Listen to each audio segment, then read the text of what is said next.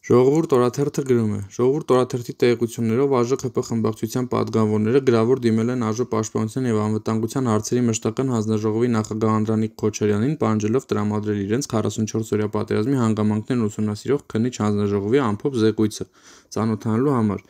սակայն Քոչարյանը հանձնաժողովի ԽՊԱ-ականներին հերթով մերժում է, չտրամադրելով այն։ Ժողովուրդ օրաթերթը տեղեկացավ, որ Քոչարյանը մերժման մեջ նշել է, թե պատգամավորները զեկույցին կծանոթանան այն ժամանակ, երբ ինքը ներկայացնի, այսինքն որոշել է միանձնյա ներկայացնել հանձնաժողովի անունից կազմված զեկույցը։ Հիշեցնենք, որ դեռևս ապրիլին Քոչարյանը հայտարարեց, թե 44-օրյա պատերազմի հանգամանքներն ուսումնասիրող քննիչ հանձնաժողովն իր հատուկ զեկույցը կհրապարակի այս տարվա սեպտեմբերի 27-ին հետևող ազգային ժողովի լիագումար նիստի առաջին կամ երկրորդ օրը։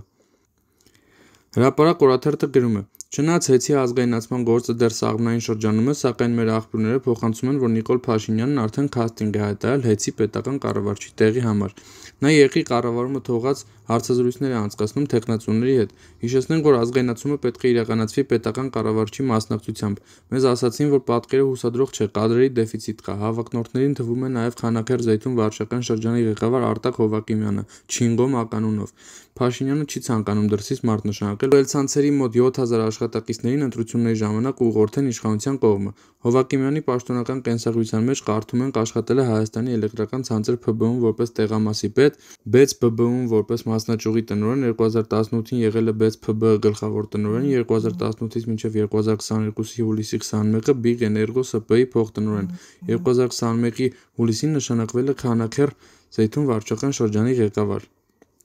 Հրապարակ օրաթերթը գրում է. Սրբազաններին ու ընդդիմադիրներին կալանավորելու գործով առաջամարտիկ դատավոր Մասիս Մելքոնյանի հարցը վերջին օրերին շատ քննարկեց հանրային դաշտում։ Շատերն ապշած էին, ինչպես կարող է դատավորը կարմիր գծեր, սրբություններ չունենալ, օրենքն այնքան ցուցադրաբար տրորել և հանուն պաշտոնի ուրանալ ամեն ինչ։ Մելքոնյանի ընտանիքից մտերիմներից մեկը ասաց, որ նա ոչ միայն իրավական հարցերում օրինավոր ու բարեխիղճ չէ, այլև բարոյական, ընտանեկան։ Նրա ընտանեկան ընկերական շրջապատում երկար ժամանակ քննարկման առարկա է եղել վերջինիս բարոյական նկարագիրը, երբ բավական երիտասարդ կնոջ հետ է կապվել և հեռացել ընտանիքից։